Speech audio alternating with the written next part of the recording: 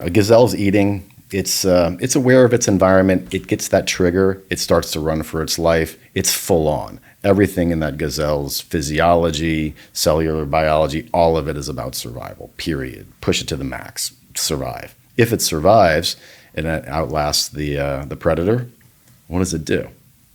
It stops. Yeah. And it shakes. You'll see them. That's true. They'll shake their legs. They'll shake their heads. They'll literally go through what we would call a trauma release. And why do they do that? Dr. Jeffrey Rouse, one of the most interesting people that I've had the pleasure of having across the table. So you were a coroner for 4 years in New Orleans. You're a forensic psychiatrist. You still see patients at Tulane University. You're like kind of a neuroscience badass in many ways. I want to talk about these things that are happening as sort of background noise in our life that might be slowly degrading us. Right? Things we think about food, we think about, okay, yeah, sure, that macronutrient might not be good at this particular point in time, this micronutrient, but there's all these other things. I don't want to fearmonger, but I want to bring awareness to this and have a good discussion on this stuff. Yeah. Well, thank you, Thomas. I am super stoked to be here. And just off of our brief hello, get to know you conversation before this podcast started, I can tell we're going to have a great discussion, and hopefully it's of use to your audience for sure. Right on, man. Yeah. But I think I'd like to start here, and that is that I've always been interested in sort of evolutionary psychology and kind of human evolution. Like, how did we get to be, as one of my thought leader mentors says, silly talking monkeys, right? Like, how did we get there, right? We can go all the way back to eukaryotes and all that kind of stuff, but like, how did we become humans, right? Like, one of the ways that I think we became this dominant species on the planet was that we basically found a way to grow our brains, right? We're not the strongest in the animal world. We're definitely not the fastest, but we're clearly in many ways the smartest, right? And so how did we get there? Well, we got there because we were able to selectively target and work as groups to find and forage along the shores to get high, good fat, high protein food sources that help fuel a brain expansion. All right. So take that as a given. Okay. It's a little bit debated, but I take it as a given because I find it to be a useful kind of way to think about this. All right. But also, we were apes. We were naked. We were running around in the environment. We had no shoes. We would get into this coldish water to go look for mollusks or even fish or anything that we could scrounge for our first meal of the day. And that's how we began the day, period. Okay. Then we went around, we foraged, we lived in small groups, and that is how we were evolutionarily built. Like, that is our base blueprint, period. All right. Then as the day went on, we'd look for water. We'd come together as a tribe at the end of the day. And when sun went down, that's it. Maybe we had fire, maybe we didn't, but there was no external blue light from screens. There was no external stuff to change the natural circadian rhythms and zeitgeibers that we were designed to be around. Period. Like, that is what is in your DNA, my DNA, everybody's DNA. That's the base pattern. Now, obviously, that paints a little bit of a rosy picture, right? Anybody who spent any significant time in nature, especially in Amazon or in the jungles, knows that the world is trying to kill you.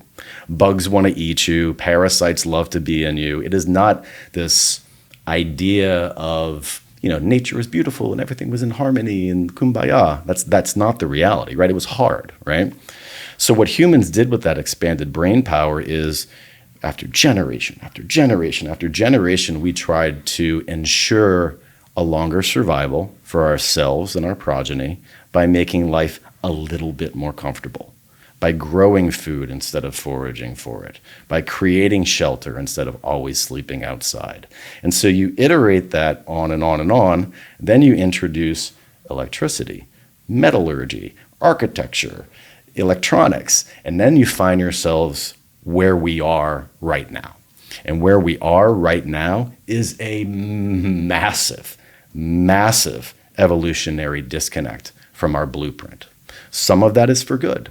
I mean, life expectancies, now are certainly different than they were back in 10,000 years before, BC. But at the same sense, we've lost something. And so I think that that's the overall natural meta framework that I tend to come at all of these different approaches to health and wellness from an evolutionary standpoint. After today's video, I put a link down below for LMNT electrolytes, and now, in case you haven't seen it, they have their sparkling electrolytes, like an actual can, a ready-to-drink can of electrolytes in a sparkling fashion. So it tastes like a soda, but you're getting the electrolyte effect. So if you're in a caloric deficit, you're trying to cut, or you're trying to build muscle but stay lean at the same time, these things are amazing because you can sip on them during your workout and it feels like you're sipping on a soda, but you can also sip on it throughout the day and it just tastes really good. But they still have the same 1,000 milligrams sodium, 200 milligrams potassium, and 60 milligrams magnesium. Totally fasting friendly. They won't break a fast. You could have them before your fasted workout. They also have their regular packs, which of course I still use all the time. Like that's my baseline. But anyway, that link down below gets you a free variety pack with any purchase. So free variety pack. All you got to do is make a purchase and you get a sample variety pack with each flavor. So you got like a citrus salt, which is like lemon lime. You've got a watermelon salt. You've got a grapefruit salt, all these really good flavors. So that link, go to drinklmnt.com/Thomas, drinklmnt.com/Thomas, and it's in the top line of this description. Make sure you check out their sparkling flavors. If we talk just even the bare basics of this, and we can almost go literally ground up, what is the deal with grounding? Is that something that we've clearly lost? I think it's something, the ability to really be grounded. I feel like it's not so fringe that people are going to disconnect when you talk about grounding, because I think most people with a scientific perspective at all realize that the Earth is at 7.83 hertz. Like that makes sense. It makes that makes even basic scientific sense for someone that isn't maybe familiar with some of the things that we're talking about initially. So how effective, how important was and is grounding, and where are we now, and what are the potential sort of ramifications of not being grounded that you've seen? Yeah. So I am a personal believer. Well, let me back up. I am this intellectual omnivore. I read a lot. I am intensely curious. I go in lots of different directions. Okay. I don't have the brain that can like automatically cite like 12 different PubMed papers off this. Okay. This is an aggregate, a 30,000 foot view. Right.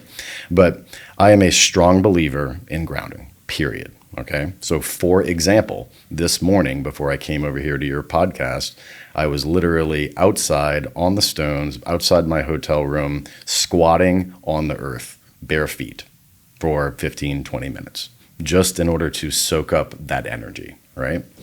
And what I think that does is, the best image that I would ask people to kind of look for is, I think some of the, there is a natural negative potential on our cells. Okay, it's called a zeta potential, right? I believe it's around negative 140, negative 150 millivolts. Like cells are trying to be a little bit more electron dense than the outside environment. But when you start to see what happens when persons are having chronic disease, when persons are having even some of the worst disease like cancer, you start to measure the zeta potentials of some of their cells. It's less. It's like 110, minus 110, minus 120 millivolts. And so what grounding is doing is that's A, our natural state, and B, it's allowing our bodies to come to electric equilibrium with the earth, okay? And that has direct ramifications on not just feeling good, not just kind of feeling vital, but that has direct ramifications on mitochondrial functioning, likely in terms of how well organized our fascia is, and whether it's super tight or whether it's supple. But also I believe that it has significant effects on the state of the autonomic nervous system, parasympathetic and sympathetic nervous system. It's just how we're designed. We're literally designed to plug into the earth. I read something, I think it was literally 2 weeks ago. It was a paper on zeta potential and red blood cell aggregation. Yes. Yeah. And it's like the people have wondered for a while why we've seen such massive increases in blood flow with grounding. And it was a little bit of a mystery for a long time until they kind of looked at that zeta potential piece. And it changes sort of this, it changes the aggregation. So you're essentially having a natural thinning of the blood. And ultimately, when you think about red blood cells clumping, that's less surface area for oxygen, right? So if you've got, let's just hypothetically say, 10 red blood cells, and they are all separate and apart, there's lots of surface area on all those red blood cells. But when they're clumped together, you're limiting your surface area. So there's going to be less oxygen able to be delivered. So there's not only more blood flow, there's literally more oxygenation. And that's pretty profound when you're talking about just connecting with the earth, which most people these days will kind of say, okay, that's a little bit fringe, but in reality, this is the most fun to friggin' mental thing that we could get to, right? It's like the most opposite of fringe. It's like, this is basics. That is exactly the image that I had in my mind when I was talking about grounding, is that a rouleau formation that they talk about with the red blood cells. And I think you touch upon a very important point, and that is, yes, this stuff can sound fringe. It can sound like a little woo-woo, but once you see these pictures of the same person and the same blood before and after grounding, period. Just go Google image that search. It's a very famous set of images. It can really change your mind on understanding that these things do have direct physical effects on the body. Also, other images that are useful for this are taking a look at kind of like overall heat maps of the body before and after grounding. So I think that the more, we can get, of course, the Western scientific method to explore these issues and create these easily accessible nuggets of information that people can digest and really assimilate, not just into their knowledge, but into their behavior. I think that's how we kind of move forward in integrating some of these older or Eastern or more natural approaches to health into modern wellness. Yeah, man. We were talking before we were filming. For example, I literally have on shoes right now that are grounding. Have a grounding plug in them? Yep. Yeah.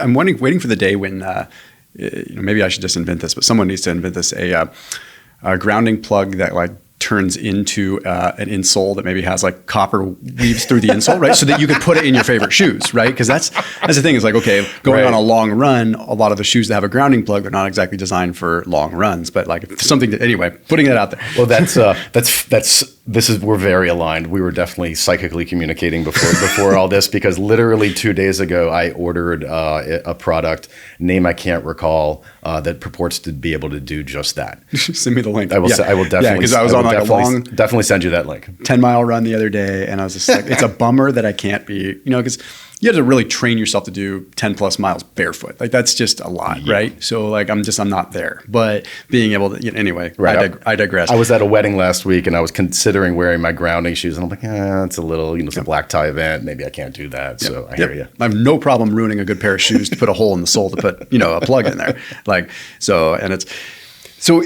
The reason that I introed sort of with the grounding piece is because I think it's a great sort of discussion, segue or dovetail into the world of EMF, which I think that, again, it's one of those things where people might say, oh, that's fringe, that's weird. And I understand, because it's not the world that most people are actively thinking about. Right. We live in this, dualistic world where we just kind of think about these things that way. And we think quite frankly, Matt, my colleague, will often talk called main character syndrome, where it's you kind of think the world sort of revolves around you, and but there's these other things that we're exposed to that's beyond what we just think is affecting us, right? And EMF is one of those that I think most of the scientific literature even agrees that this stuff is probably not good to have a bunch of non-native EMF flooding our bodies. But you've seen some pretty gnarly stuff. What is your experience with EMF?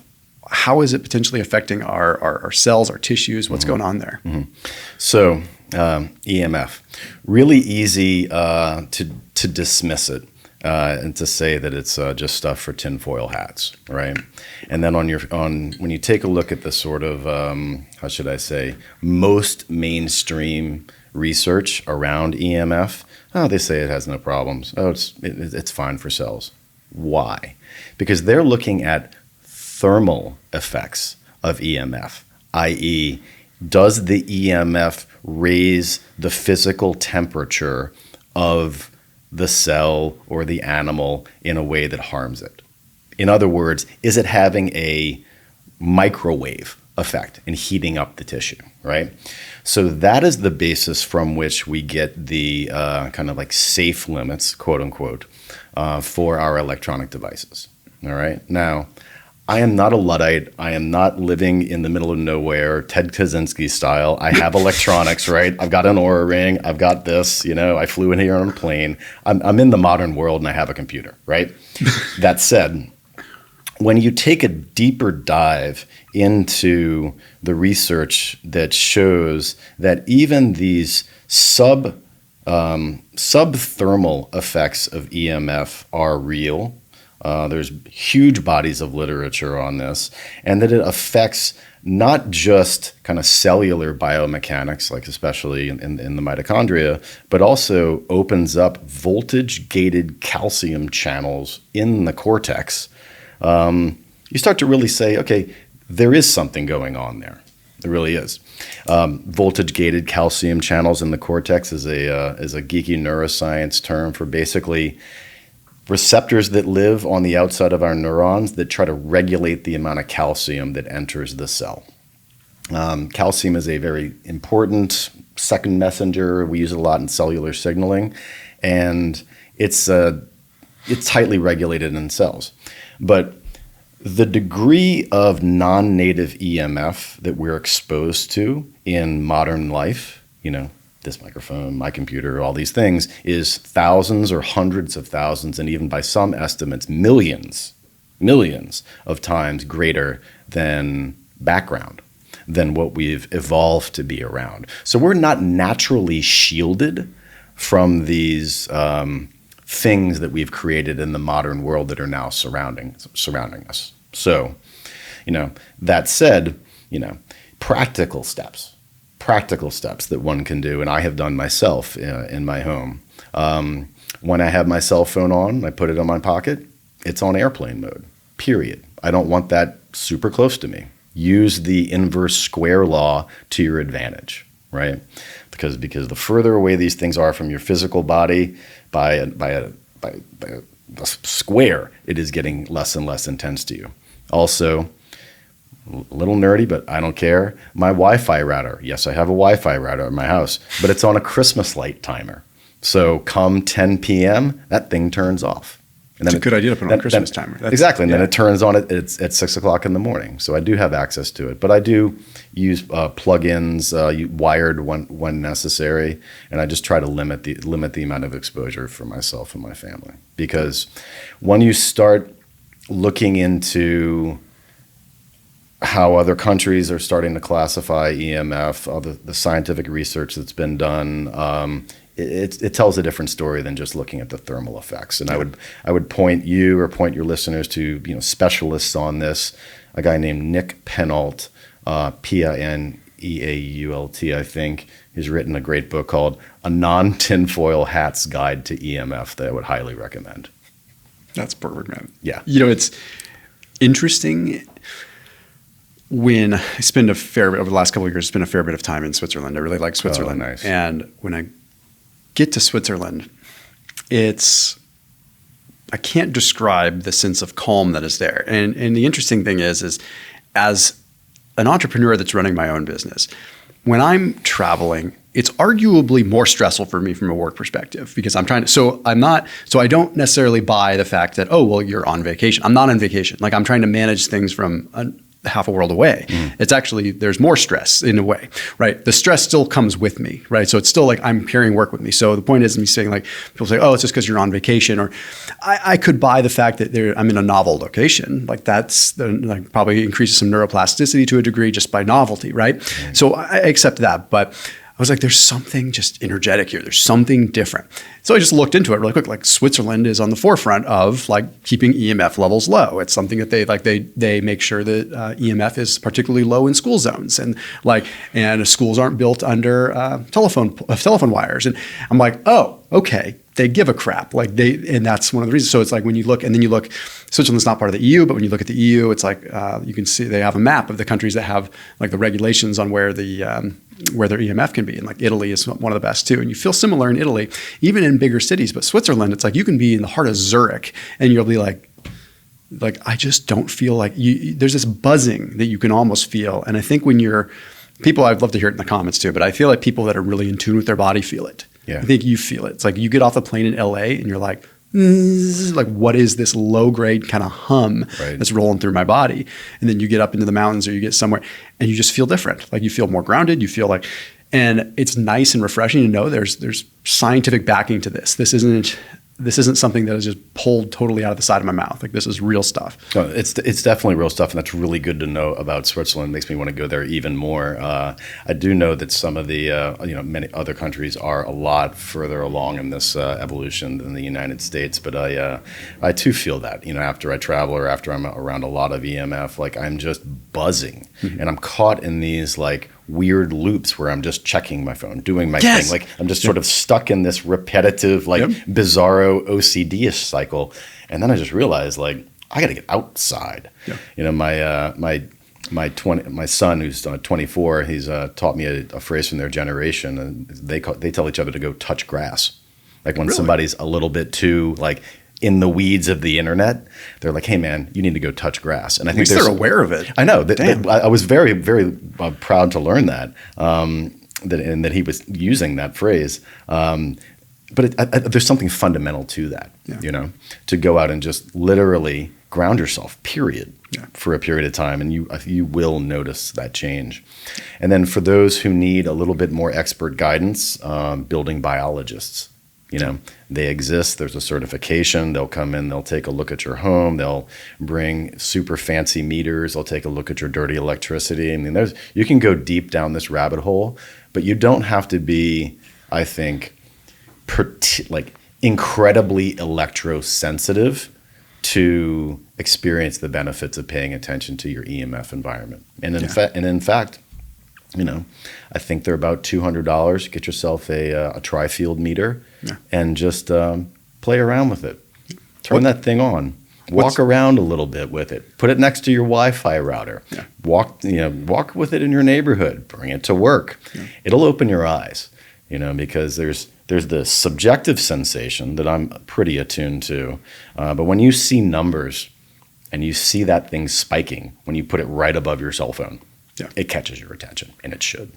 I think sometimes we think, okay, we've got our senses, we've got our five senses, and if we can't pick it up with these five senses that we're very aware of, then it just doesn't exist, right? So I'm also a believer that the more you train yourself to kind of be aware of some of these other things, you maybe start to recognize it a little bit more. It's like, you can't smell EMF. That doesn't mean it doesn't exist. It's like these things that are, I think that I feel like we're an antenna just in an information sphere of billions and billions of signals every nanosecond, right? And our brain is just doing the best possible job. And you would be an expert in this as far as just understanding the brain. Our thalamus, everything's probably just trying to do its best to just filter what is relevant. So we may not be aware of these things that are happening, to our instrument, so to speak, or antenna, right? And I think the more that you can just monitor some of these other subjective signals and things like that you can, that's going to help you out in the long run. Yeah. You're not a freak just for being aware of thinking like when I don't sleep well in a big city. That's not that unusual. It's not fringe. In fact, Nora Volkow, Volkow, MD. She's the former head of the National Institutes of Drug Abuse, a subdivision of the NIH. She actually did a study, I believe it was in the late 90s, just taking a look at brain blood flow before and after having a cell phone by your ear. And they didn't make any massive conclusions about, you shouldn't use cell phones. That's not where it was going. This was just an observational kind of measurement study. And yes, having a cell phone directly up against the side of your head while you're talking on the phone does change neural and hemodynamics in that area. Far more on the side that's exposed than on the other side. So that's as mainstream science as it gets. Yeah. And so seriously, So as you start to look into some of these nuggets of information that are out there, why not use the precautionary principle? What about some of these EMF blocking like things? Like, have you seen any of those? Like, like the Eris, I think is one of them. Like, any merit to those? I can't say I'm an expert in that. I do use some of the shielding devices that I think are just, like it's almost, I don't know if it's lead inside or something very, very dense material, like on my laptop when I'm working on that, and I've got a phone case that I have around that. Yeah. As far as how I'm not familiar with the Aries, but some of the ones that are a bit more, we rebalance the energy, or we send the same information back, but just in the opposite waveform. I don't have the expertise to judge whether or not that's true or not. I've heard both sides of the story.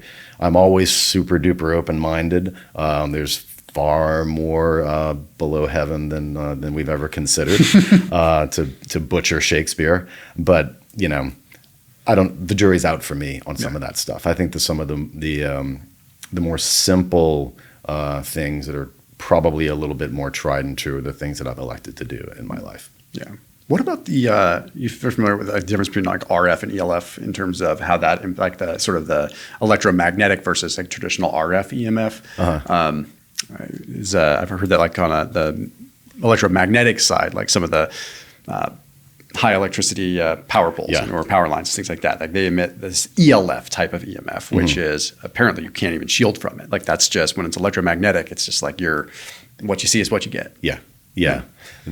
I'm calling to mind, this is publicly available too. Like it's a wonderful image of like a massively large electrical transmission lines, like the ones that go up and then they fork out and they're really, really big, right? Yeah. And just the mapping the studies of like, this was found this close to the line. Yeah. This was found that close to the line, and some of those show measurable effects even like a mile away from some of these large transmission lines. Wow. So again, like, look, it's the modern world.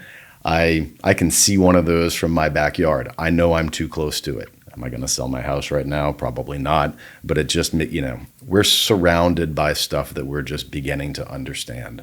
But all things being equal, I would not buy a house directly next to one of those things. Yeah. I mean, especially, these are things that, knowing what we know now, we can just navigate. And I think it's sometimes people get concerned. Okay, this is just too much fear mongering. How much is the fear worth something? I'm just constantly living in fear, and that's accurate. But also just encourage people to come at this with openness and realize like, hey, we're just navigating and learning here. Like, and we're all just, learning, and we have to move in the whatever direction this is kind of pointing us. Exactly. And look, I'm under absolutely no illusions at how this game of my life ends. I really respect Brian Johnson. I think he's pushing the envelope. I think he's introduced some interesting conversations, but I fully expect to die. Yeah. It's going to happen. And I don't want to live in a way that's constantly like, super afraid of everything. And, that's just not fun. And I don't want to do that. But at the same turn, we are, there's the precautionary principle. If you have a choice, choose the potentially safer route. Yeah. To the extent that you can, live your life. But then also remember that there can be daily activities that can mitigate the effects of the environment. Okay. Yeah. Does it fully mitigate it? Probably not. Is it best to be able to get to the beach and ground and go swim in the natural sea water every day? Yes, but not every human can do that. But nevertheless, I think it's important to just work into your day, your week, whatever you can to get out of that hyper modern environment. Period. Get outside. It's so damn important. What are some other ways that we can sort of gamify this? I think we're largely tilted towards sympathetic tone all the time. And I don't know what kind of research you've done in the world of just even evolutionarily. Like it seems like we've had this discussion with other guests, but I really want to hear it from you. Mm-hmm. It's like you look at a wild animal. It's like they probably go sympathetic for whatever period they do, and then they're immediately back to parasympathetic, right? Yeah. Like a gazelle is grazing on grass, and then next thing you know, it's running from a predator, and as soon as the predator's gone, it's right back to grazing on grass, right? It's just like no problem, like it's just on, off. And it seems like humans have this like gradient all the time where it's like, and it probably is because we have a PFC and we're like thinking about things and we can ruminate on things and we probably future trip a lot more than these other animals do. Like I'm not a dummy when it comes to like at least the basics of the brain, but do you think, in your opinion, that we're really designed to be in this hyper aware state of like sympathetic tone all the time? Like, it seems weird. No, absolutely not. We're not designed for that. If you look at, everybody's all kind of learning about heart rate variability in the parasympathetic nervous system these days. But even the heart rate variability undergoes a natural circadian rhythm, right? As you mentioned before, it is highest in the morning. We have a cortisol spike that's designed to get us up and running, to get out into the world. That's a time of sympathetic dominance, right? And then as the day goes on, we need to be in much more of a parasympathetic state in order to help us enter sleep, in order to have us have the right amount of sleep in terms of time, but also have the right staging of sleep, to have enough deep sleep, to have enough REM. So there's a reason for the sympathetic nervous system beyond just the survive when the saber-toothed tiger is coming at you. But there's also, of course, a strong role for the parasympathetic. And it is not rocket science. You definitely don't need a doctor to tell you that, that modern life throws a massive monkey wrench into that natural balance, for sure. But going back to one thing that you said earlier around I think you used the gazelle, I believe. Yeah. When after a gazelle's eating, it's aware of its environment. It gets that trigger. It starts to run for its life. It's full on. Everything in that gazelle's physiology, cellular biology, all of it is about survival. Period. Push it to the max. Survive. If it survives and it outlasts the predator, what does it do? It stops and it shakes. You'll see them. That's true. They'll shake their legs. They'll shake their heads. They'll literally go through what we would call a trauma release. And why do they do that? They do that to flush lactic acid out of their muscles. They do that probably to restore, good easy water and fascial, calm their fascia down, and they do it to calm down their physiology, to get them back into a state where they can, now that there is safety, resume what they were doing. Because if they're in a sympathetic state, they're not going to digest that grass that they're going to start eating. They're not going to digest it very well. And so, others have observed this. Sapolsky mentioned it in, Why Zebras Don't Get Ulcers. I believe Dr. Peter Levine kind of pioneered that into somatic release therapy. I was just going to say, it's almost like they're doing a natural somatic release. Yeah. Exactly. Yeah. Exactly. And that is one of the fundamental things that we are doing in the Shiftwave company that I mentioned before, as providing a easy button for people to do just that. Yeah. Because, and I can explain Shiftwave right now if go for it, like. Because it's something that, it's this isn't even like a paid plug for anything. This is something that the device that I'll just pronounce it. My physical therapist turned me on to it because he's the physical therapist for Matt Stafford, QB of the Rams, and he's like, Matt Stafford's talked about this thing. It's amazing for making you go parasympathetic. But yeah, the technology behind it is awesome. But I'm curious. Yeah, and I'll touch on it, and I'm sure I'll weave it back in through other things. But I'm lucky to be the chief medical officer of a startup company called Shiftwave, where we have invented a technology that uses specific patterns of physical vibration that are introduced into the body. And we've validated these patterns using psychophysiology. So we developed them by measuring EEG patterns of the brain, EKG patterns of the heart, sympathetic, parasympathetic nervous system. We're all, psychophysiology geeks about this. And so we know that these patterns can, when introduced into the body, start to shift the state of the nervous system. Not unlike this metaphor. if you've got a grandmother who's taking care of a toddler and the toddler starts freaking out, there are certain ways that, grandmas know just intuitively. Shake the baby.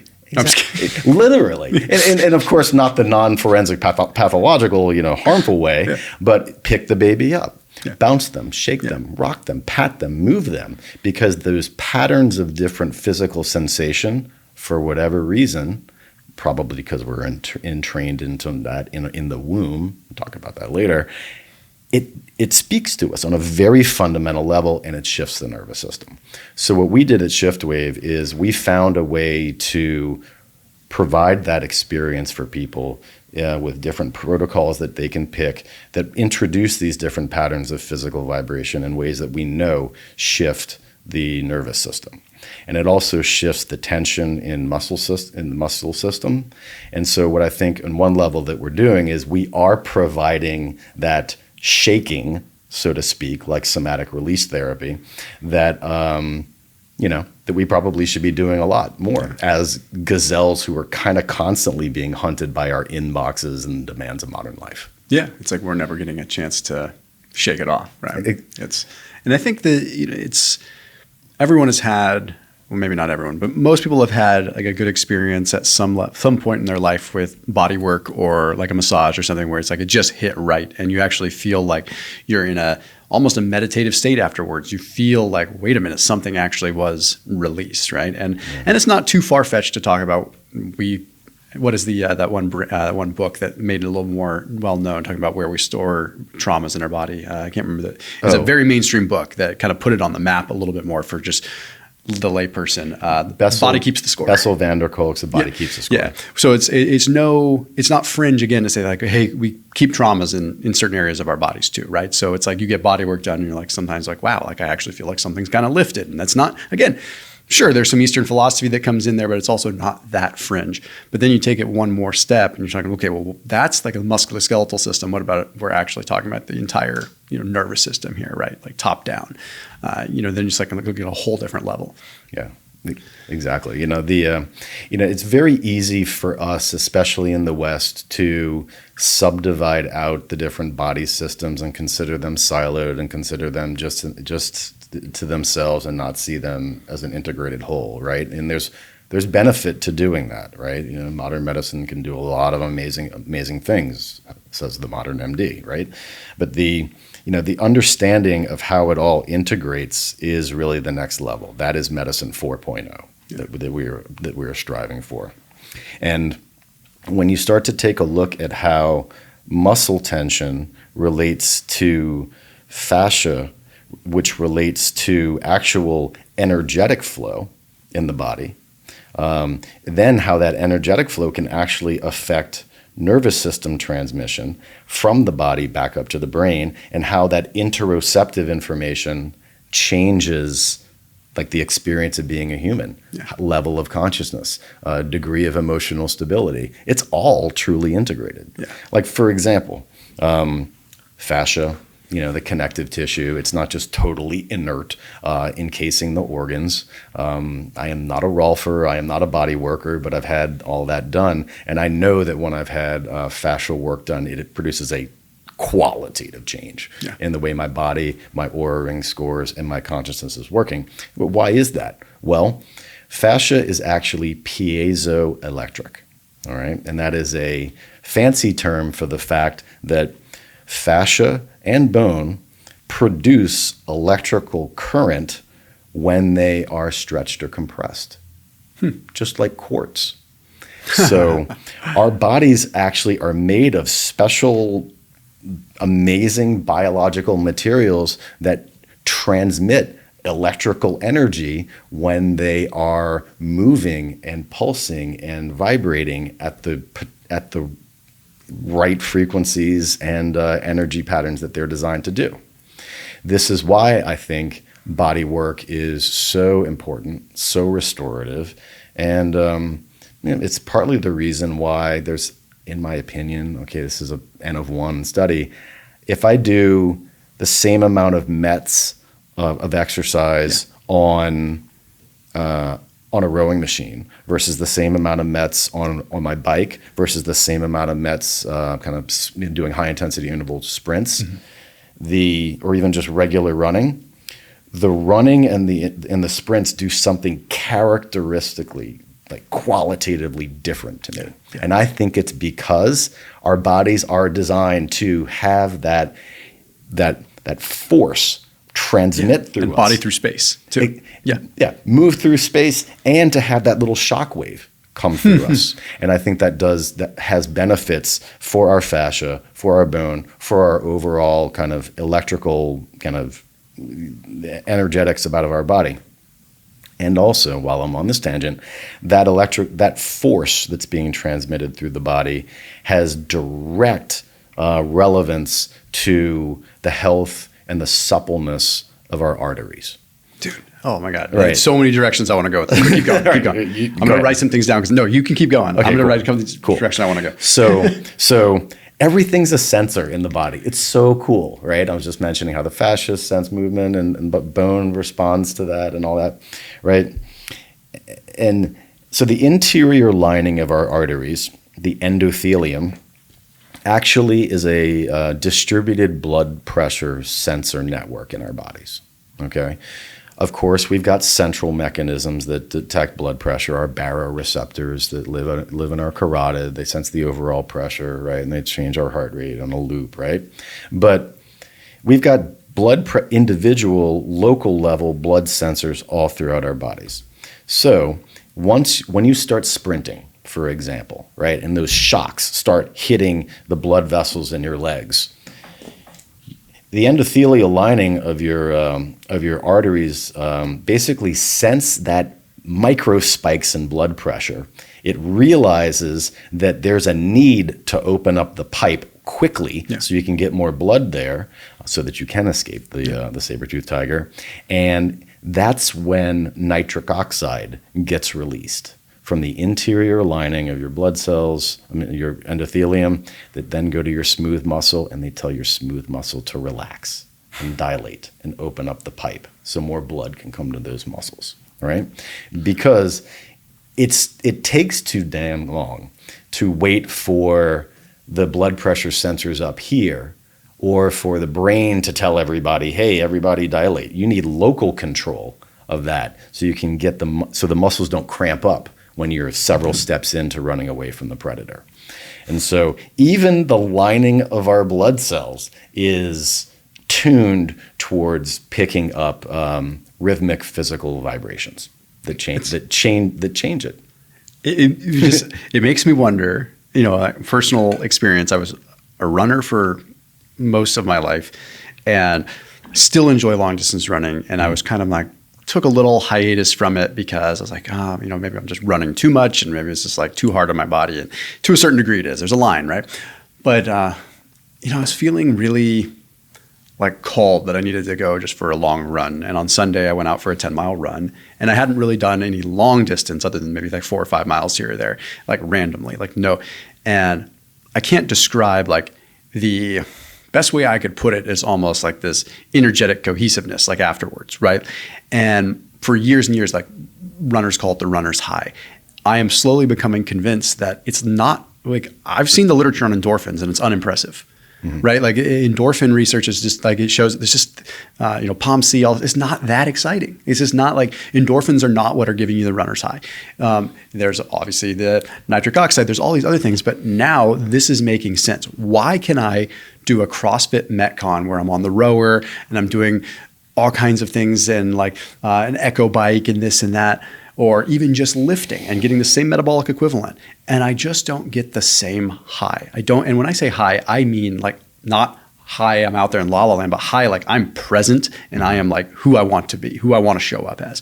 And how come when I run, I'm that person, which sometimes creates a negative pattern for me because there's association with it where I'm like, I want to go run and I overrun because I get addicted to that feeling of feeling. Point is that like that is something that I've been trying to nail down. Like, what is it about this movement and even concussive force, doing box jumps and landing and shocking versus constantly? I don't want to make it sound negative, but like constantly babying my joints by not doing those things. And I understand that people have limitations where they can't have that impact. Or there's other ways around it, I'm sure. But maybe that's one of the reasons why plyometrics elicit a different effect for people, right? How come I feel so different when I do box jumps or when I do these kind of plyometric or anything where there's impact? How come, running on a Woodway treadmill where you have a curved treadmill or something where there's less impact and it's designed to kind of catch you, which is beneficial in some regards for hip extension, but it's kind of catching you, so you're not getting this big impact. Then when you go run outside and you have a further length of travel, does that make sense? Like the curved treadmills where you're catching here versus concave. Yeah.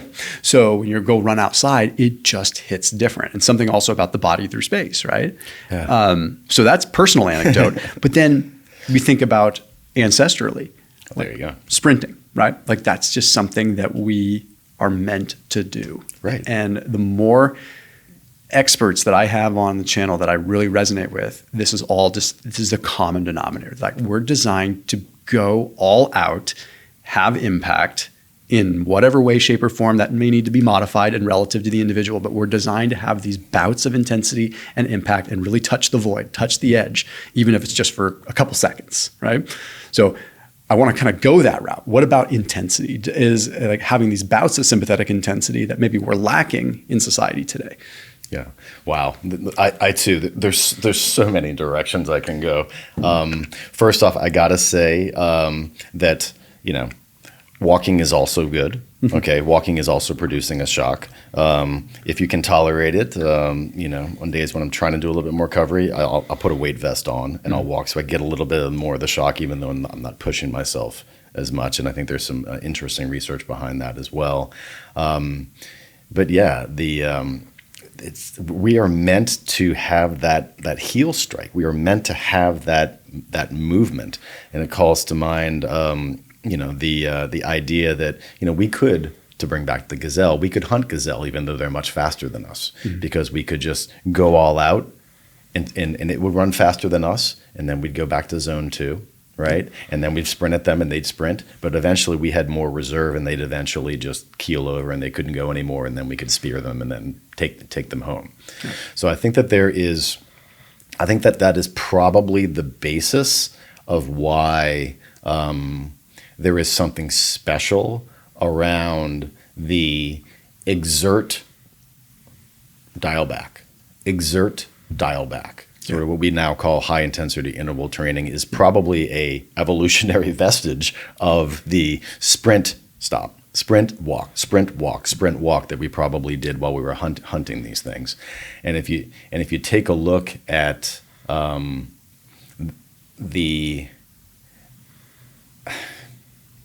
I'm sorry, I'm back to shift wave again. Like we designed that into the system, right? So it's a stimulate and then relax, stimulate and relax, because I think that there is something absolutely beneficial to that, not just in terms of like improving VO2 max or athletic performance, but I think what we're introducing is not only the kind of optimal way of kind of exercising, and there's lots of research around high intensity interval training. I'm no expert, but it's really cool stuff.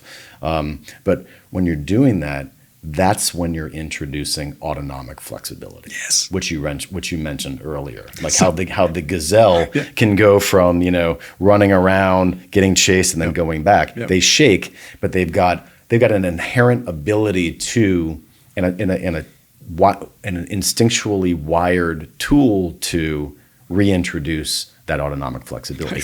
And that is something that all of us is in modern world. All of us, myself certainly included, can use practice with. I love that you said that. I mean, I didn't write down autonomic flexibility, but I wrote down like nervous system cohesiveness, meaning the same thing, like being able to communicate, and it's all like working synergistically the way that it's supposed to. So we got some psychic going on here. But exactly. Like for example, you look at, you've had interaction with, specially trained human beings who are at the tip of the spear in the Department of Defense. I've had a small occasion to do that as well. There's a certain presence that they bring when you're interacting with them, right? It's almost like interacting a little bit with an eagle or a That's a good way to put it. Or a predator. Yeah. Because they are calm AF. They are right there. Yep. but they are scanning, they're aware, and you just know that if necessary, they can turn that on incredibly quickly if they needed to. Now, that's they're the elite of the elite in doing that, but even they have a little trouble in turning that down. Yeah. And that's human stuff, because evolution selected for those of us who could jack up the sympathetic nervous system fight or flight response quickest, right? We're the ones that survived when the horde of predators came in, right? Yeah. We didn't necessarily get selected for who could relax the fastest, but there's a benefit to that as well. Yeah. So learning that, learning the things that can produce autonomic flexibility, I really think is some of the most interesting stuff that's out there in kind of the health and wellness world.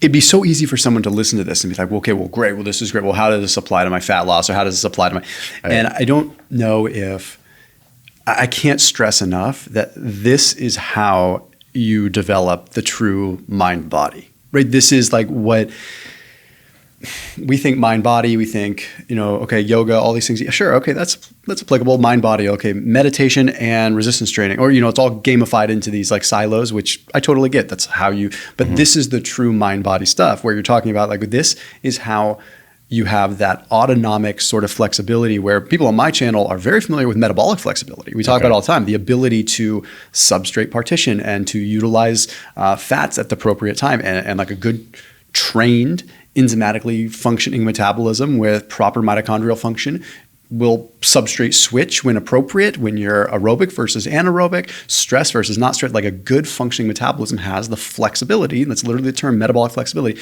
But what we're not talking about is something that you just mentioned, which is that autonomic, that nervous system flexibility.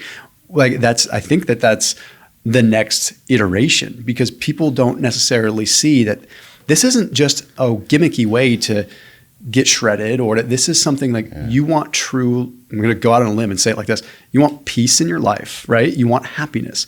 This is the kind of thing that we can gamify to actually start to get people a taste of that. Because when your mind and your body are actually working in sync the way that they are effing supposed to, right, things just go right. They just feel right. And you're still going to have pain in your life. You're still going to have these things.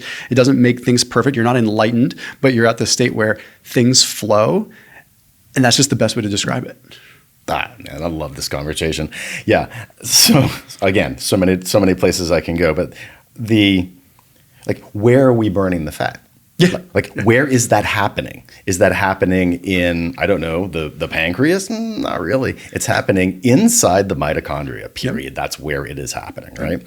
And of course, mitochondria have been well known. Even I studied it in biology. Even in, elementary school, we all knew it's the powerhouse of the cell, and it makes ATP and all that kind of stuff, right?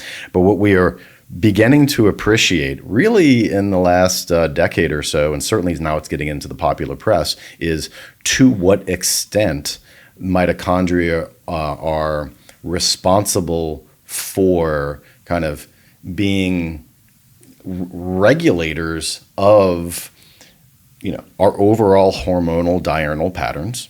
Okay, so if you want well-regulated cortisol, right, you are automatically talking about mitochondrial efficiency there, because that's where it's all made. All mitochondria are making basically the site in the cells that are making the hormones.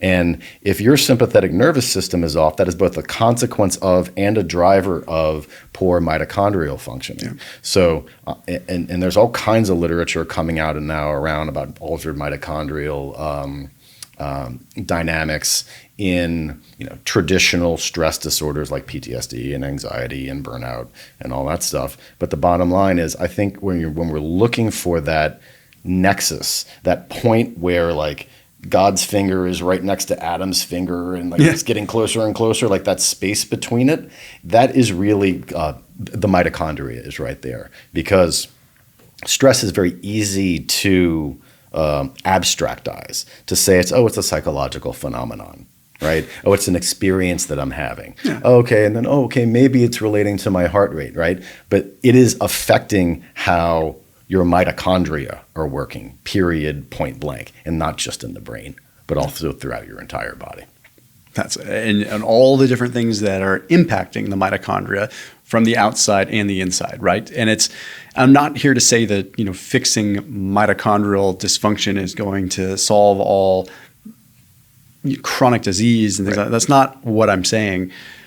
But I certainly am saying that if this, again, is just a massive sensor for information that we are essentially triangulating and turning into conscious awareness, it would make sense to take care of your antenna, right? And like if this is the energy beacon and also where we're producing energy at a very fundamental biochemical and essentially electrical level, because we are taking electrons from food, pumping them down a proton gradient and literally creating energy from that concussive force of ultimately creating energy, dropping down a proton gradient. Right. Like it's so easy, again, and I get wrapped up in this to think, okay, the mitochondria is just chemically making energy. No, it's electrically making energy in many ways, right? So it's just, if you are taking care of that and that system is functioning and you can reverse engineer the basics of the human body as to what we did almost ancestrally, then we can start to unravel what can make that work better.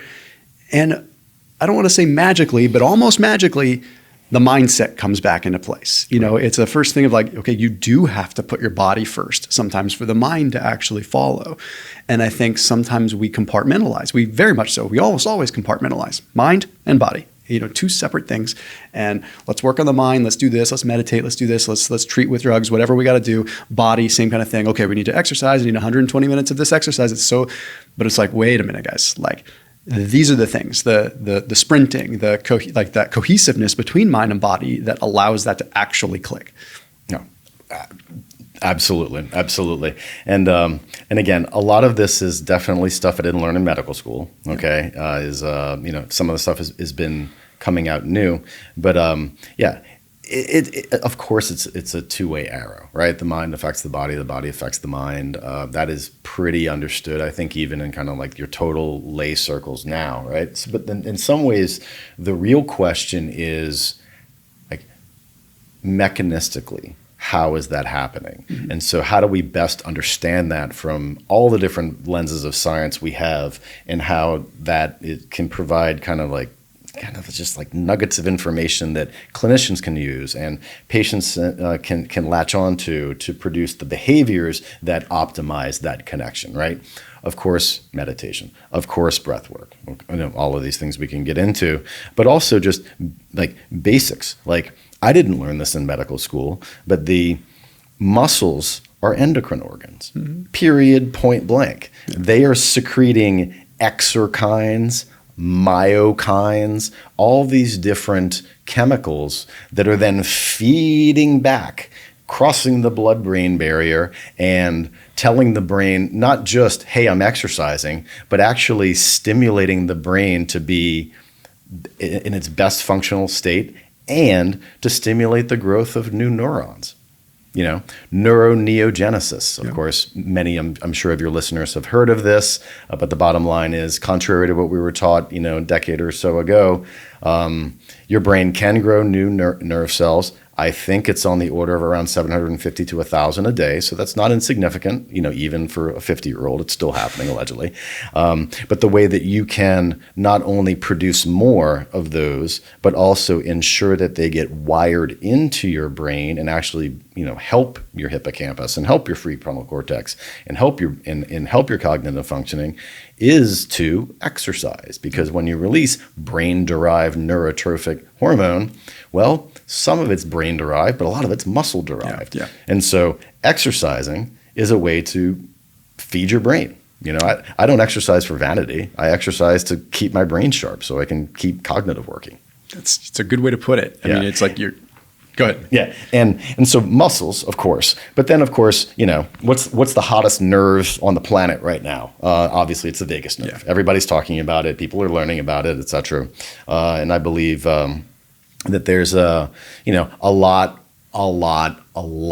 we still have left to learn about the functioning of the vagus nerve, okay? But one of the pieces of information that I think is useful to digest is the fact that the vagus nerve is a two-way communication street. It is sending information about the state of your abdominal and thoracic organs back to the brain, okay? And it's not just a check-in about how your organs are doing, Okay, it's actually driving brain networks.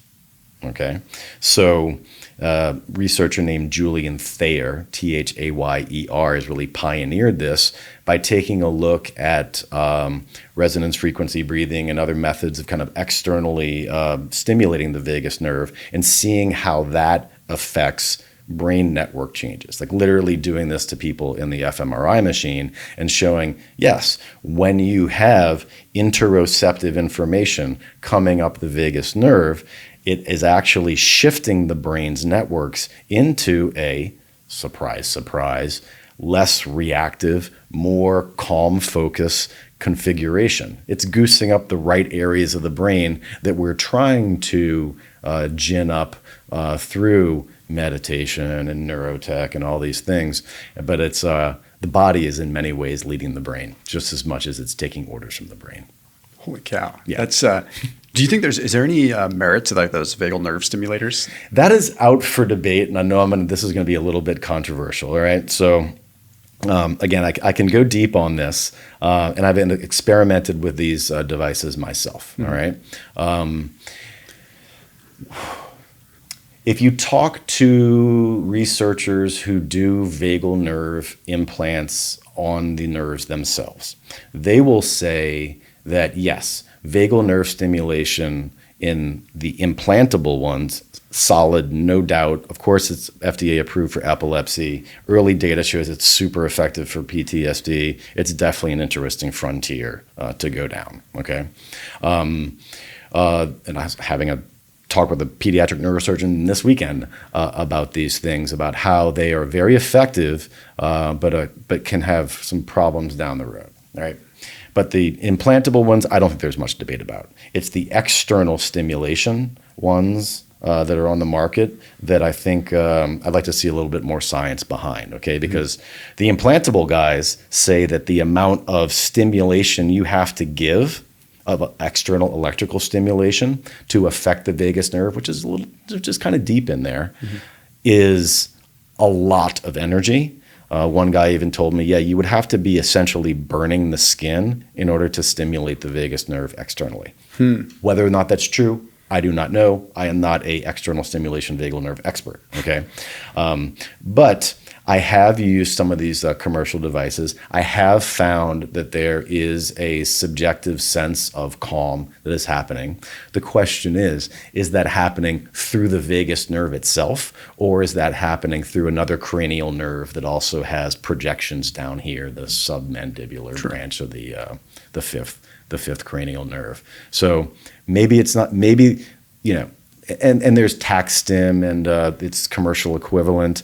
People swear by it. It's got some good research. I think the jury's still a little bit out about whether or not it's directly going through the vagus nerve or if it's using an alternative pathway into the brain to help calm the brain. Like why do we clench our jaw when we're stressed, right? There's got to be other nerves that are involved, right? So it's like it's not all just vagal. So it's like if we're, a lot of people clench when they're stressed or they'll, grind or something. There's clearly an interaction here, right? Like there's something like maybe it's a sympathetic tone that comes with, ancestrally through appetite, where it's like we're getting ready to eat, right? Like it's almost like people salivate, all these things that happen, or dry mouth. Like it's just bottom line is there's interaction there. Exactly. And if you've ever been punched while you've been slack jawed, that's bad. Yeah. So that's a good point too. Being tense there is like probably a survival mechanism, like just to brace, right? Exactly. But then you've also got other routes into kind of vagal nerve stimulation. Okay, beyond just the direct electrostim here.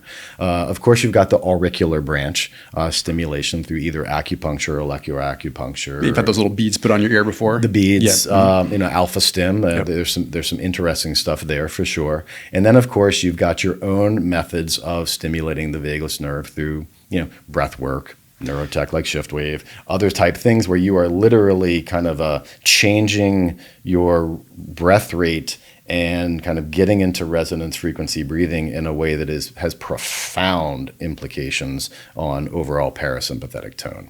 And that's all coming from hitting the right frequency and pattern of stimulation, the back and the forth from the body up.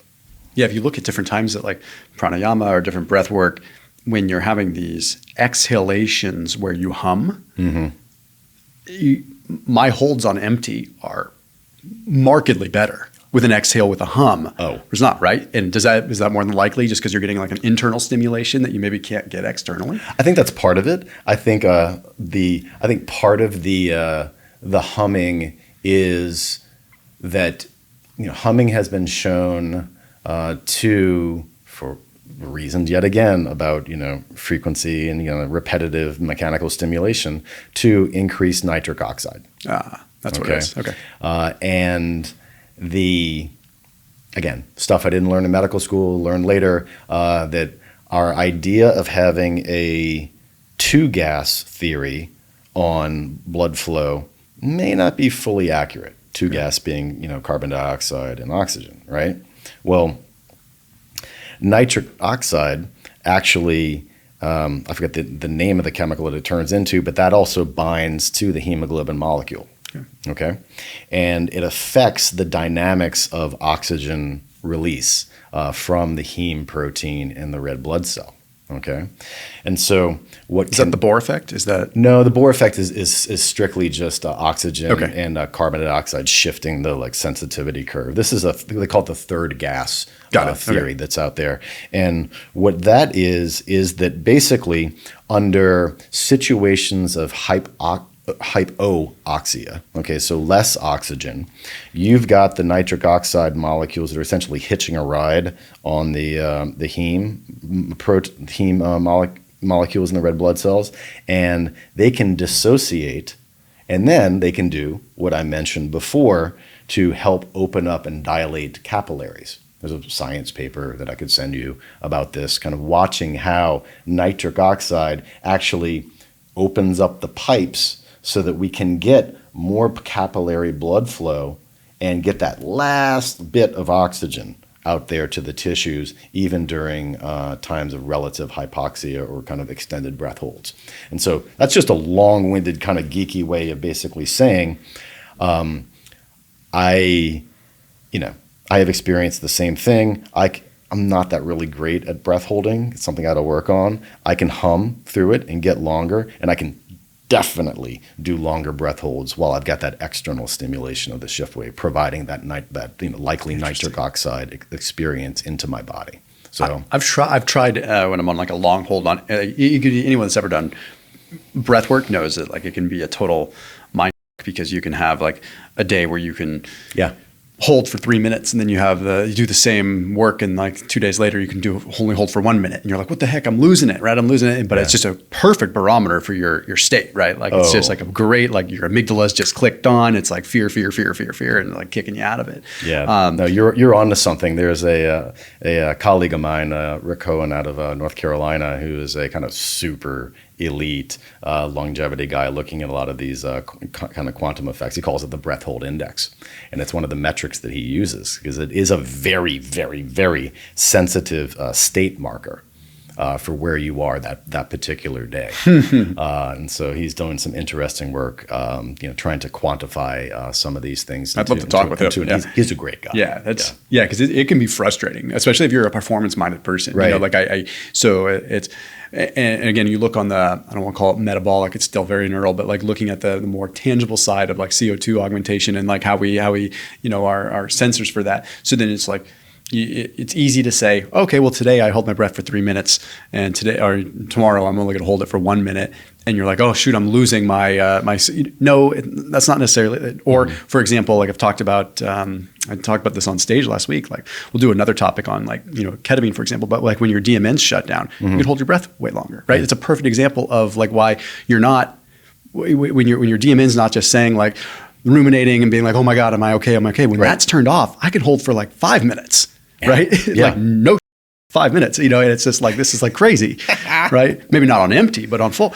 So, but the reason I'm going there is because like from an evolutionary standpoint, do you think our ancestors ever did was there an application for breath work? Great question. And would they use that? Because you can use it to jack yourself up too. Right. Like I'd imagine without the world of distraction that we're in now, when they were in just this, they probably toyed with all kinds of things to eke out a little bit more for survival, right? So it seems logical to me that without all the distractions and screens and everything, you're just sitting around, waiting to go hunt, and you're going to go hunt, and then you get the opportunity to, that you would probably have experimented with all kinds of different things, including like upregulating breath work to try to be able to, hey, I can eke out a little more performance to get that gazelle or whatever.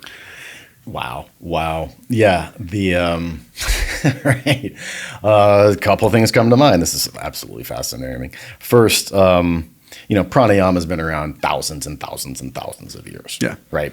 And so when humans evolved to the point where we could actually support persons who were kind of pushing that envelope, going to live in the cave and bringing them food, and so that they could come back and give us knowledge and practices, we've got people who've been learning how to do that for a long period of time. Yeah. Right. And in some of those Vedic texts, I am not a Ayurvedic physician. I know a great one and learn from him. But, some of those texts, even like the Nath yogis and the Hatha Yoga Pradipika, if I'm saying that right, talk about how, breath work is good, breath work is essential, but also the pinnacle of that is the breathless state. So they too even talk about how the idea of effortless breath holding is the kind of metric of how far one is evolving on the journey of kind of quote unquote transcending this earthly plane and communicating with spirit. So wow, that's one angle. All right. So but what about the rest of us, right, who are not yogis and not living in caves and all that? Well, first thing that comes to mind, and this is total speculation on my part, total speculation. Never read anything about this. I'm just riffing here. Again, humans, we flock towards water. Like that's where we tend to build our civilizations. As I mentioned before, seafood's important to our brain development. The aquatic ape theory has its holes, but I think it holds some water as well. Like when we breath holding, what does it allow you to do? It allows you to dive a little bit deeper. It allows you to dive a little bit longer. It allows you to collect those clams from the seafloor that perhaps your rival tribe couldn't get. Yeah. So maybe that's a possible way that that also evolved for performance in early stages. When you've got the oxygen advantage guys that talk about like they do these breath holds under activity, right? So they'll go sprint and hold their breath and to increase basically your CO2 tolerance when you are performing. So it would make sense even from you're not going to gas out as quick. Right. And that's, I don't know if there's strong literature to back it up yet, but it also hasn't been heavily looked at yet. Yeah. Fascinating. And then also, what is something that's also common across the human experience in tribes and cultures everywhere on the planet? Song. Yeah. What is song, if not collective breath work? It's true. Yeah. And in that collective breath work, we are emphasizing the exhale. Because that's when the notes are usually produced. So we're breathing in as a group, and then we are singing out as a group. So in some sense, we are, from a pranayama standpoint, we are emphasizing the exhale. So we are emphasizing the kind of the vagal break. We are emphasizing the calming down effect side of the respiratory sinus arrhythmia curve. And so maybe that's a collective pranayama, parasympathetic, communal activity. Yeah. You look at choir and the connection to God, right? Like it's just and that's such a, probably a very vagal stimulating type of, that's really fascinating. Yeah. Yeah. I never thought of that, but yeah, cool. That's it's a perfect bridge into another thing we wanted to discuss, which was kind of the community aspect too, right? And I've got a question for you when we start looking at this from a perspective of there's the biome relationships, right? Swapping skin biome, swapping, even the air biome and just all these different biome swaps that come with close proximity to community, but without getting too far into even a quantum side, but there's, do we still develop this connection that could be important for our parasympathetic tone through devices, if at all? Great question. I have lots of opinions on this and a little bit of science. There is, of course, massive benefit to the internet and the world's information at your fingertips. You can learn anything. We can perplexity. It's just crazy for those of us who love information, right?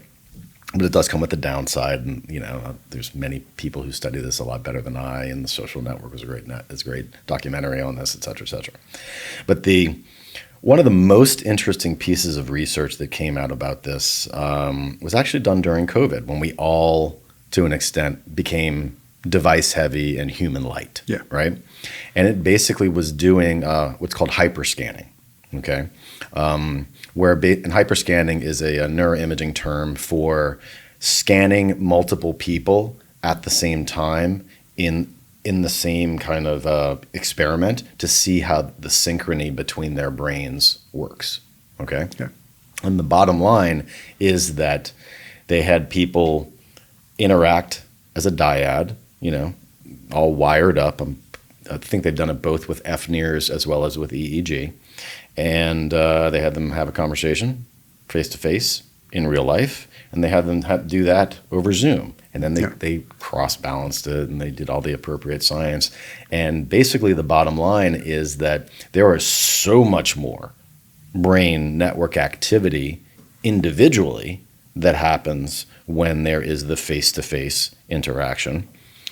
And the degree of similarity that happens as a person kind of talks to another person.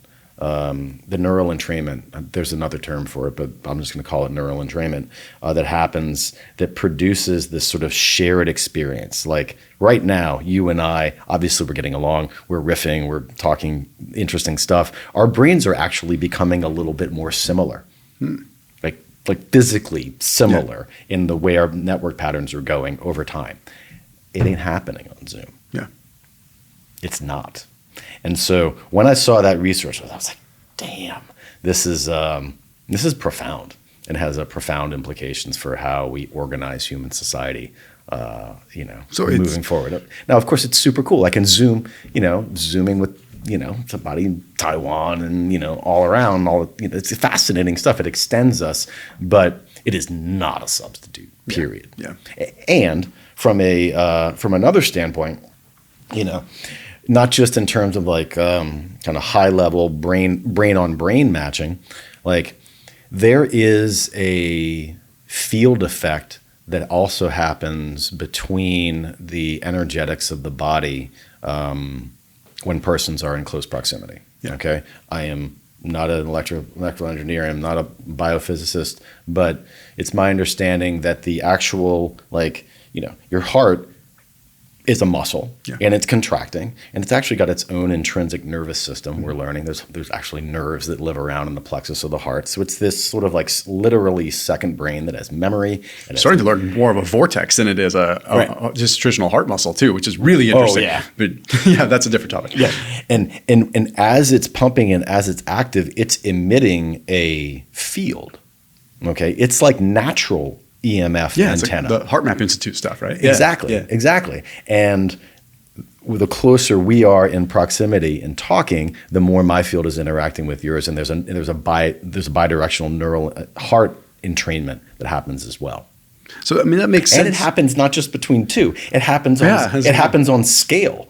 I think the Heart Math Institute released a study recently showing the degree of heart synchrony in like people watching, Brazilian football matches while they're all singing the chants before the game is like crazy degree of neural synchrony. So maybe it's not just about just one-on-one. It can also happen in crowds too. The question is who starts it, right? Oh, that's a great question. So it's like you're product of your environment, right? So it's like does it take the person that's I'm going to go out on a limb, say that the healthiest and the strongest, the most energetic to lead the charge, right? Because is that where like leadership comes in a tribal setting, right? Are they setting the tone? Because you think about we've all been in situations where you're in an environment or around people that are just kind of bringing you down and you can't explain it. It's like, the vibe here, even without talking, the vibe is bringing you down. And you've been in situations where it's brought up, but it's like, I'm sure there's a momentum effect with, right? Like where you've got lots of different energies kind of coinciding and these different, but you think about it in a household, right? Like I am a believer, and this is going to, I have no research to back this up,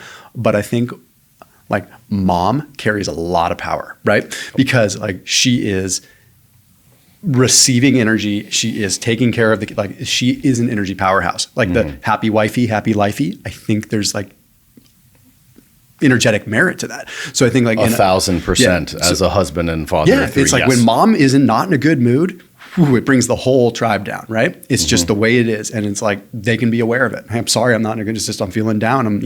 It's that time of the month or whatever. And it's just like, we almost as men have to sort of like even disengage a little bit, disentangle from that so that we can go out and hunt and provide without being entangled in the energetic, right? Right. But it's like, we don't drive that. Like we can pacify and we can support, but it's like we don't.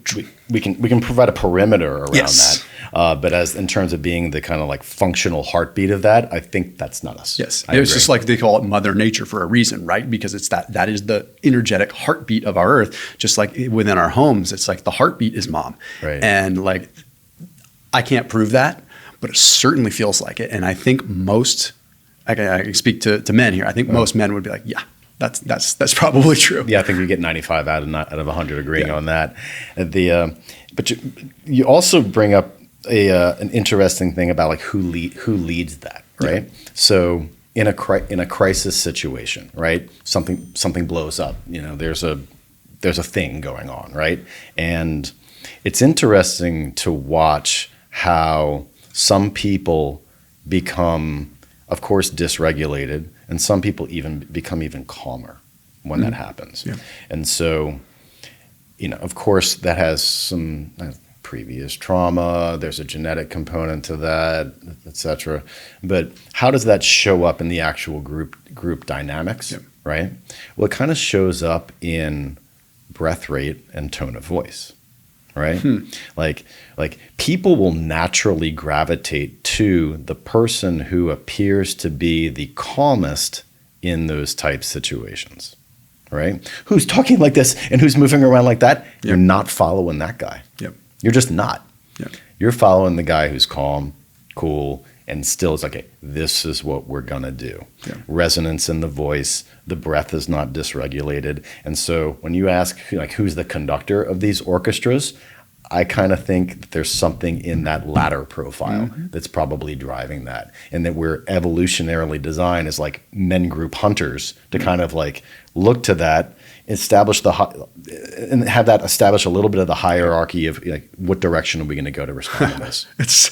It's like men that are having relationship, or you deal with like I hear from men all the time, like it's becoming like a thing to talk about. This is like, oh, my wife is too masculine in this relationship, and it's so many things like, well, there's just this balance of she's going to step into, I'm making a point with what you're saying, like she's going to step into that role when there's dysregularity in the male side of things in terms of like the stability, the resonance of voice, so even energetically that would make sense, right? Where it's like, okay, the best thing that someone can do for their relationship, and we're getting into different territory here, but is fix themselves or work on themselves, right? You bring yourself into balance and watch how everything, especially as a leader of a household, right? Or like a leader of a group, of a tribe. Like the best thing you can do, you can't fix those other people. The best way you can fix those other people is by fixing yourself and see what happens, right? When you become more calm, when you become more parasympathetic,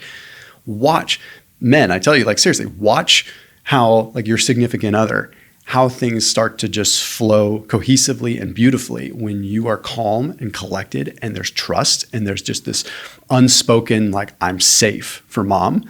It changes everything. Whereas instead of like, I'm hard charging, I got to go to work, I got to make the money, I got to provide for this family, and I'm so stressed out. How do you think that makes her feel, right? And there's feelings aside, things that we're not even feeling, but we're feeling deep, right? Like we're not aware of, but we're feeling. And I mean, firsthand I've experienced that. Like I get a grasp on my emotions and my stuff. Everything just flows the way that, I don't want to say you want it to flow, but the way that it kind of should, right? Like you just feel it's seamless. There's deep wisdom there. I have lived that myself, read a lot about it, but more importantly, have experienced personally the entire spectrum of that, right? From totally dysregulated and my energy is making this thing worse to, for some reason, I am able to be present, be the calm center of the hurricane, and help lead things. So I know that very deeply. And that's been a life's work for me to be able to kind of shift the balance towards being over here more than being over here. But I can't as a board certified psychiatrist, right, who tends to gravitate towards kind of helping and talking to guys who are in professions of great import, whose decisions carry life or death weight. Yeah. I can't echo what you've said more strongly. Yeah. Period. Yeah. Point blank. I was the psychiatrist for the New Orleans Police Department during and for 10 years after Hurricane Katrina, and often I would. And there's a lot of trauma, of course, in first responders. That's obvious. But what compounds that trauma is the coping mechanisms that are not really coping mechanisms. Drinking a lot of alcohol, disengaging in front of the TV, right? Not really being present in their full command and power in a calm way at home. Right, because in many of it's a survival thing, right? They get out there, they pull someone over, they've got to establish calm, pleasant, but dominance in that situation, right? They come home, you can't try to establish, it's not like you're not pulling over a vehicle there. Yeah. It's a collaborative thing, but you have to bring a bit of that calm stability energy to the home situation. Yep. And so I've had lots of hours of talking to guys mostly about how to bring that energy. And it is not through kind of escapist ways of dealing with your shit. Yeah. It's about talking about your shit and doing something about it, and doing the things that support a healthy body, that support a healthy brain, that support a healthy emotion, so that being present in that calm, kind of a resonant voice, receptive space is natural and not forced. Yeah, but I deeply connect with what you're saying there. I think it's the future of what we really need to be looking at, right? And watch what happens to your performance, because I know there's people watching and listening that's where they're okay. Well, how does this apply? Just watch what happens, right? I mean, this is the. Again, it's the same talk that I did like 2 weekends ago in Vegas. I was on stage with Dr. Scott Schur, who's super cool dude, like very savvy in a lot of this stuff too. I'll have to introduce you guys. But we were riffing together. I've never done like being on stage with someone else, which was really cool. Mm-hmm. But we were talking just about that, and I had like an epiphany as I'm talking on stage. I love when that happens. It's like, what if the professional athletes that were the best professional athletes in the world were simply the best because they knew subconsciously how to downregulate, and they were just doing that, right? It's not that the people that push the most. It's the people that they just innately know how to breathe. They innately know how to bring themselves down, because then if you bring yourself down, your state of recovery is going to be better and you can go harder, right? So it's like this natural state of nanosecond intervals, right, within our life that we are not aware of, because we only are aware of these like contextualized, like 1 minute on, 1 minute off, but like intervals are happening all the time. That's kind of the way that I look at it. It's like this like on, off, all or nothing principle in so many ways. And like with athletes, the best athletes in the world, maybe it's not the fact that they're the top performers. Maybe they're the best down regulators. It's definitely a significant portion of that variance for sure. I mean, performance matters for sure, but right. I mean, yeah. But at those elite levels, NFL, NBA, elite military, etc. I mean, you are talking about people for whom like 1% in performance is is everything, right? But then you start thinking about, what are some of the like physiological metrics that kind of are used to show kind of parasympathetic flexibility, like autonomic flexibility, heart rate recovery. Literally, how fast does your heart get back down from being stimulated 140, 150, et cetera? How fast does it drop down to your normal resting? And I guarantee you that elite athletes have a greater heart rate recovery than even kind of like what weekend warriors or others who are just in the performance space. There's something to that there, because what happens when you are able to shift out of that go mode and then rapidly calm yourself down, you put more of your brain back online. Yeah. You can now do both strategy and tactics. Yes. And you can switch between those. Yeah. And you can adapt on the fly. a calm brain is a fast brain. Exactly. Right? Be able to bring it all down. Exactly. And I don't want to go for 4 hours. I want to go for 4 hours, but people probably would lose their minds. So we'll film some more stuff, but I'll link out to Shiftwave down below and as well as some of the other stuff. But where can everyone find you? Gotcha. So I'm not a big social media guy. Smart. Yeah, I was a politician before, so I just kind of have a very low profile out there. But I'm a chief medical at Shiftwave. That's my favorite job. So you can find me at jeff@shiftwave.co if you want to just email me or just get in touch directly. Right on, brother. Thanks, man.